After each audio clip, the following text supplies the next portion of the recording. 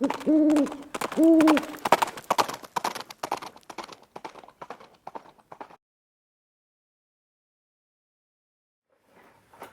guys, it's Viejo here, and we are in the second week of September in 2025, and some nice weather here on the central coast of California. Still some overcast mornings, but the afternoons have been beautiful. Almost feels like fall.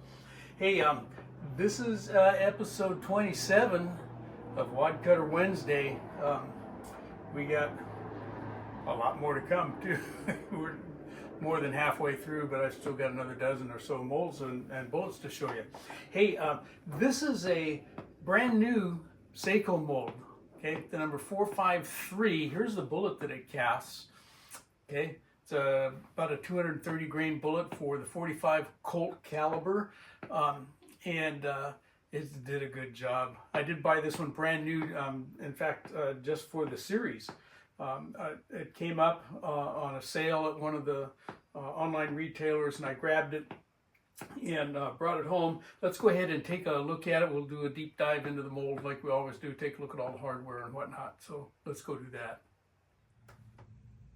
Here's our mold, okay, Saeco number 453, big old wadcutter for the 45 Colt family. Okay, we'll take a look at all the parts here. 2-cavity mold, right? This one is in brand new condition when I bought it. I'm shooting these pictures now after the fact, after I cast it. Still nice and clean in there, okay? Vent lines horizontally all the way across, okay? No vent lines on top. Our sprue plate is held in place with a relatively short Allen screw. Okay, a Belleville washer goes between the bolt head and the top of the sprue plate.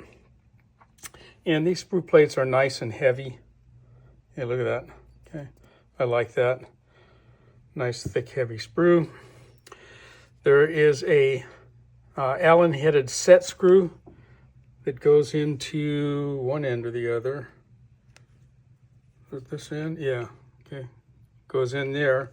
And that goes way down in there. The sprue plate bolt's going to be right in the middle of the block, and so that thing screws way down in. There's a brass buffer in there, and 9 times out of 10, if I buy a used Saeco or RCBS mold, which normally include those, they are missing, but you can make those. You can get yourself a little piece of brass rod and cut them if you wish.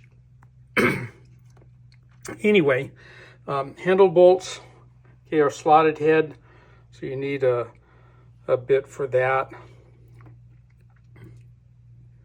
But she's a good looking mold. It's hard to beat these Saeco molds, guys. They are expensive as compared to an RCBS or certainly a Lee. Okay? They tend to be up there in price, but they rarely fail me. They cast well.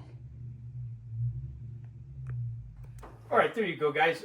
Yeah, one of the reasons that I show you all of those hardware pieces and parts is that in the event that you decide to pick up one of these molds yourself, possibly used, you know what to look for as far as the hardware goes, and know if it's correct or not, or if it appears to be missing something.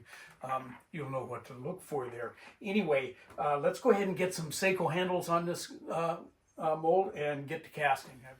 And if you're watching on YouTube, sadly, YouTube environment does not allow me to show you the actual casting process. If you want to see that, go ahead on over to rumble.com and find me over there. My channel name is Walter Bunning, like you see here. You don't have to be a subscriber to watch the video. I think you have to subscribe in order to leave a comment, though. And either way is fine with me. Anyway, there's that. Okay, let's take a look-see. Boy, good looking bullet. See no defects on that one. Let's have a look at this guy. Sorry for the shakes, trying to do this through the camera.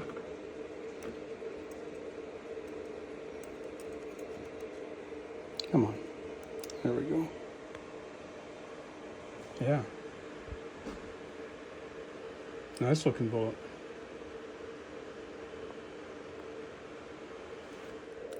All right, here's our Saeco 453 with the bullets that we cast up today. Nice bunch of bullets. Here's the numbers for the Saeco number 453. Came out at 232 grains, even though it's rated at a 225 grain bullet. Both cavities dropped at 454. Bullet length overall 0.578, and from the base up to the top of the crimp groove 0.395. Okay, here comes the Saeco 453, the wadcutter for 45 Colt. Look at those beauties. That color is Ford Dark Blue. Pretty color. Nice looking bullets, even if I do say so myself. Okay, as I said, you know, those Saeco molds, they really are a cut above many of the rest. They do a great job. They're just expensive. So if you can find a good one used, you're ahead of the game. I think that's going to do it for this one. What we'll do then is, as always, next week in part 2, we'll get these loaded up and take them to the range and shoot a few and see how they do as far as, you know, I'll come up with a load and we'll see what happens. That's kind of the MO here. I do a little bit of homework and go through the books and so forth and peruse what's already out there as far as printed information for load data, plus, you know, fall back on my own experience as well. So anyway, we'll do that next week.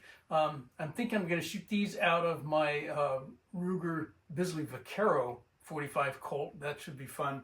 So we'll kind of look forward to that. All right, that's going to do it for this one. I hope you enjoyed that and got something out of it. But from the Viejo bench for now, that's all she wrote.